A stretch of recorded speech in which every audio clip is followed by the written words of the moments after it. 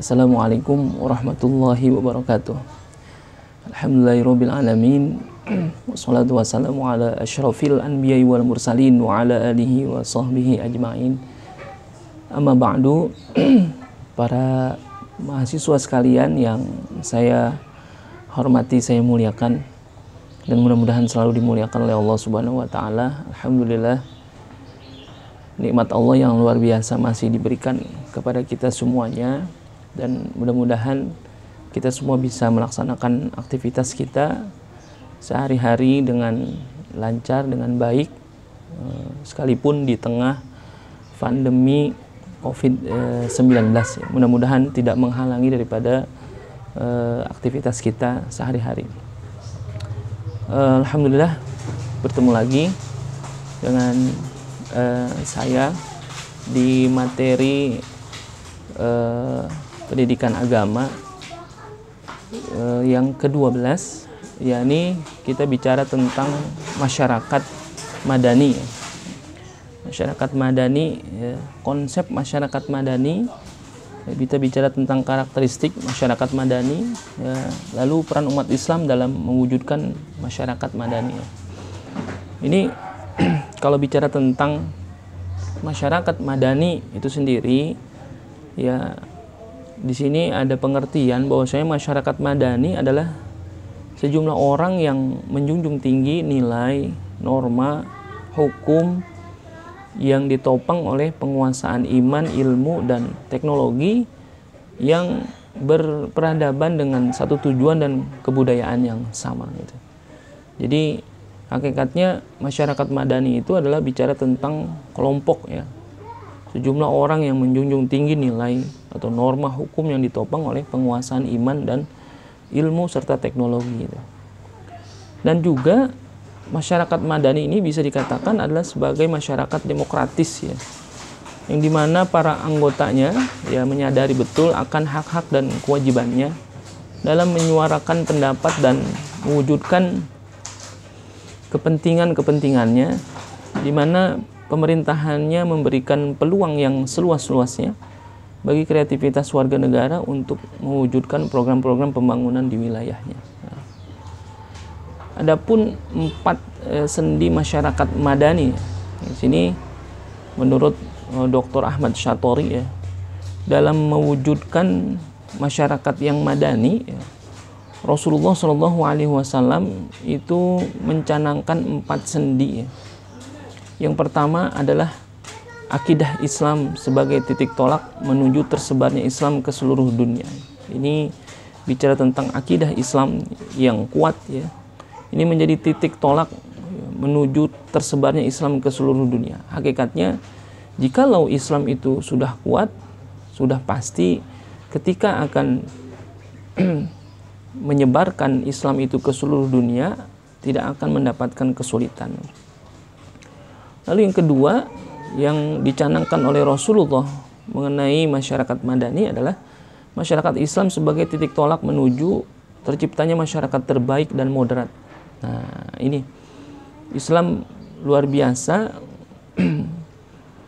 bagaimana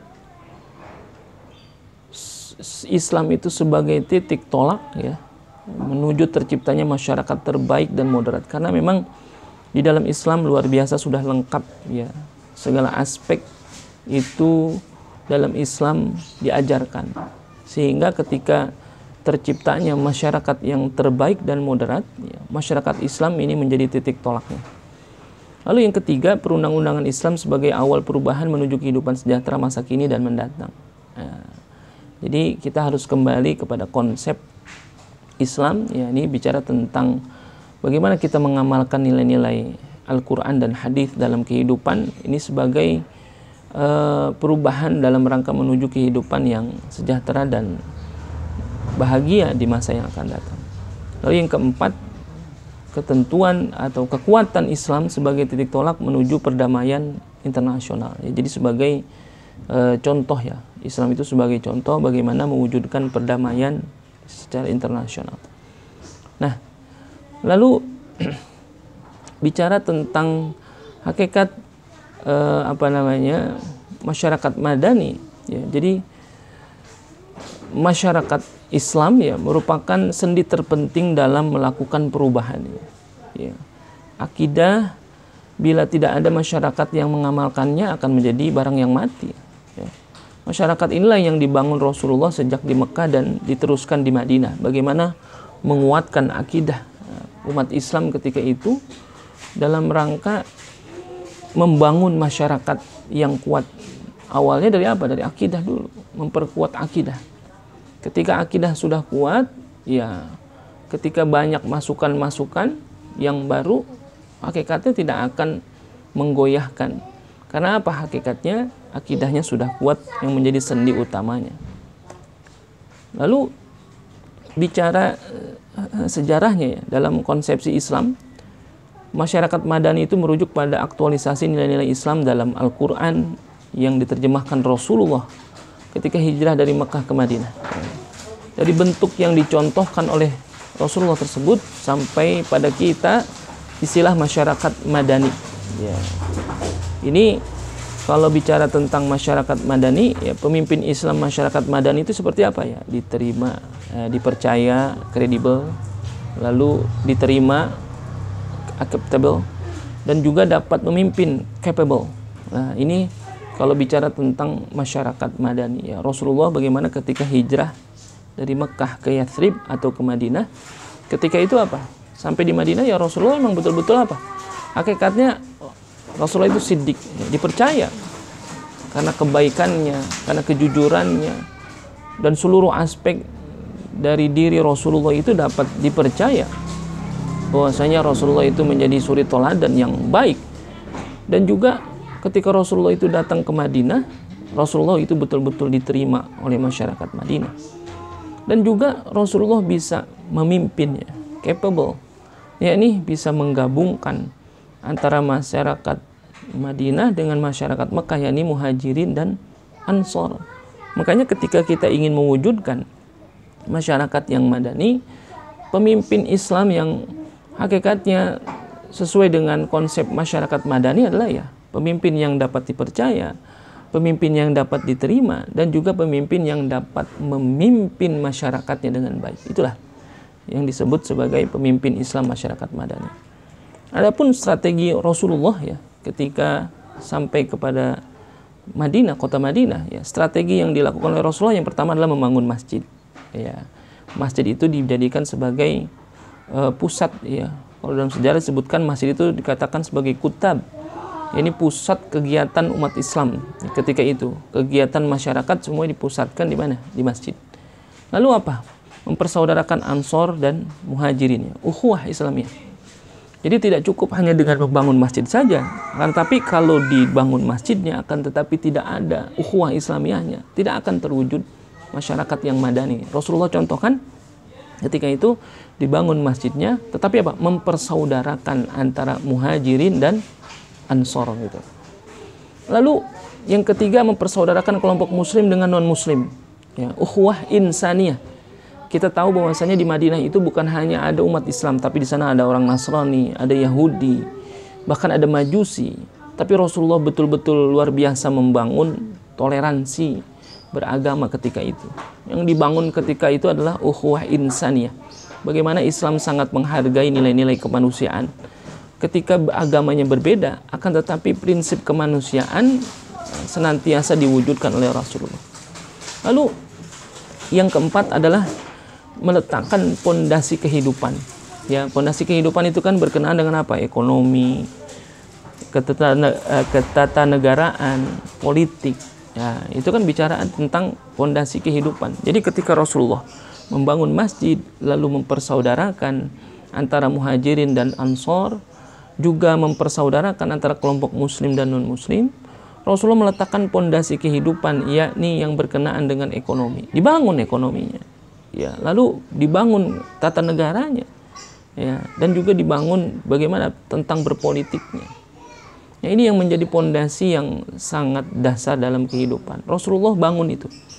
Ekonominya, tata negaranya, politiknya. Ketika ekonomi kuat, tata negaranya kuat, politiknya kuat, sudah pasti akan bisa terwujud tentang masyarakat madani. Ya, kalau bicara tentang ekonomi, sudah pasti yang Rasulullah kenalkan di Madinah ketika itu adalah ekonomi Islam. Ya, tata negaranya ya negara Islam. Politiknya juga politik Islam. Ya, bagaimana kita dengan di Indonesia? Bagaimana ketika menyebut tata negaranya? Misalkan, apakah harus mendirikan negara Islam? Oh, tidak. Jadi, bicaranya adalah bagaimana tata negaranya berprinsip terhadap nilai-nilai keislaman yang ada dalam Al-Quran dan Hadis. Tidak mesti mendirikan negara Islam. Indonesia sudah luar biasa gitu ya, bicara tentang Pancasila. Sila pertama disebutkan ketuhanan yang Maha Esa. Ini udah menyebutkan bahwasanya hakikatnya Islam itu sangat berperan dalam ketatanegaraan kita. Tinggal kitanya bagaimana untuk mewujudkannya itu lebih inovatif lagi. Lalu karakteristik dan ciri-ciri masyarakat Madani ya, itu semangat pluralismenya sangat tinggi. Artinya hakikatnya kita dibangun atas dasar banyak suku-suku, ya, bangsa-bangsa dan sebagainya. Makanya semangat pluralismenya harus tetap tumbuh. Artinya walaupun bicara tentang perbedaan, perbedaan itu tidak menjadikan kita terpecah belah. Lalu apa? Tingginya sikap toleransi. Ini senantiasa diwujudkan oleh Rasulullah di Madinah. Bagaimana orang-orang yang beragama Nasrani, Yahudi, dan Majusi di Madinah tetap aman mereka menjalankan ibadahnya. Juga tegaknya prinsip demokrasi. Rasulullah selalu membangun demokrasi yang kuat. Ketika itu, apapun yang terjadi harus berdasarkan prinsip demokrasi. Sifat atau karakteristik lembaga masyarakat Madani, ya kalau misalkan sudah terbentuk ya lembaga masyarakatnya, sifat atau karakteristiknya mesti apa? Independen. Nah, berarti independen itu apa? Bebas, nah, gitu. Artinya tidak terikat gitu. Dan juga apa? Mandiri, tidak mengandalkan atau organisasi. Hakikatnya dia bicara tentang organisasi saling mendukung. Lalu apa? Transparan, tidak ada yang ditutup-tutupi. Idealis, harus mesti ya bicara tentang idealisme kita ya memang bisa jadi akan dibatasi oleh hak-hak orang lain itu. Akan tetapi idealisme harus tetap ada juga yang kita wujudkan. Lalu demokrasi dan disiplin. Nah, lembaga masyarakat Madani ya diklasifikasikan menjadi 3 ya. Ini ada institusi sosial, institusi agama, dan institusi paguyuban yang sifatnya umum. Ya, 3 ini mesti ada dalam lembaga masyarakat Madani. Nah, masyarakat Madani dan investasi demokrasi ya. Ya, masyarakat Madani menjadi pemimpin ya atau pemimpin pendapat atau opini leader dalam kehidupan masyarakat dan negara. Ini masyarakat Madani harus menjadi leader gitu. Dan juga masyarakat Madani mendorong terciptanya masyarakat demokrasi dan inovatif. Jadi jangan masyarakat Madani itu mendorong hal-hal yang sifatnya di luar demokrasi dan juga bukan hal yang inovatif, itu merusak dan sebagainya. Lalu masyarakat Madani terbentuk bila masyarakat realistis dalam menghadapi konflik. Ya, ini kan kita di Indonesia luar biasa ya, konflik yang terjadi biasanya ada, bahkan terjadi di Indonesia itu konflik agama juga ada juga. Tapi masyarakat Madani terbentuk itu bila masyarakat realistis sih dalam menghadapi konflik. Ya, konflik itu dihadapi secara realistis, bukan dengan serampangan. Kita lihat akar masalahnya, lalu kita dudukkan bersama, kita selesaikan bersama. Itulah masyarakat Madani seperti itu. Dan juga menjadi masyarakat Madani Indonesia, untuk membangun masyarakat Madani di Indonesia itu ada 6 faktor yang harus diperhatikan. Yakni yang pertama sekali adalah perbaikan ekonomi. Ini yang menjadi luar biasanya. Perbaikan ekonomi di Indonesia ya, kalau bicara tentang ekonomi Indonesia akhir-akhir ini memang ada pertumbuhan, tapi kalau kita lihat secara keseluruhan artinya belum merata juga. Lalu yang kedua, intelektualitas. Ya, ini intelektualitas masyarakat Indonesia juga hakikatnya masih terus harus dibangun. Dan juga bicara budaya modern. Ya, budaya modern yang masuk, yang tidak disaring lagi, yang ditelan mentah-mentah. Nah, ini sebagai faktor yang harus diperhatikan bagaimana mewujudkan masyarakat Madani di Indonesia. Ya, sekarang kan kita luar biasa sekali banyak budaya-budaya asing yang masuk. Ya, itu kita tidak bisa sanksikan itu. Akan tetapi ketika kita sudah punya basic yang kuat, bicara tentang budaya modern yang masuk, bisa kita filter, itu tidak menjadi masalah. Lalu yang keempat adalah independen. Ya, artinya tidak terikat. Itu harus banyak berinovasi, tidak ada ikatan kepada hal-hal di luar. Lalu yang kelima adalah partisipasi aktif. Ya, jadi jangan hanya bisa mengkritik, jangan hanya bisa ngoceh di media sosial dan sebagainya. Partisipasi aktif. Apa peran kita? Mahasiswa perannya apa? Ayo. Masyarakat umum, masyarakat luas perannya apa? Senantiasa untuk berpartisipasi aktif. Lalu yang keenam adalah bertakwa kepada Tuhan Yang Maha Esa. Ini juga menjadi faktor yang utama. Perbaikan ekonomi, intelektualitas, budaya modern, independen, dan partisipasi aktif tidak akan ada nilainya apa-apa kalau tidak didasari dengan ketakwaan kita kepada Allah Subhanahu wa taala. Jadi, dalam hal ini apapun usaha kita, apapun yang kita lakukan, faktor apapun yang harus kita kerjakan, tapi tetap harus mengarah kepada nilai-nilai ketakwaan kita kepada Allah, sehingga tidak mencampur adukan antara hal-hal yang baik dengan yang buruk, dan juga tidak serampangan atau tidak senantiasa melakukan sesuatu di luar nilai-nilai ketuhanan kepada Tuhan Yang Maha Esa. Nah, inilah bicara tentang masyarakat madani. Hakikatnya kita harus bisa mewujudkan masyarakat madani yang prinsipnya yang tadi kita sebutkan, bahwasanya Indonesia luar biasa ya, pluralitasnya, bagaimana Indonesia itu luar biasanya potensinya, bagaimana kita sebagai umat Islam mewujudkan masyarakat madani ini yang bisa menjadikan baldatun thayyibatun wa rabbun ghafur, ya, negeri yang baik, makmur, yang senantiasa mendapatkan ampunan dari Allah Subhanahu wa taala. Mungkin ini saja yang dapat saya sampaikan, ya, selebihnya nanti akan ada materi yang saya kirim. Mudah-mudahan selalu sehat, selalu beraktivitas dengan baik. Sampai ketemu lain kesempatan. Wallahul muwafiq ila aqwamit thoriq. Assalamualaikum warahmatullahi wabarakatuh.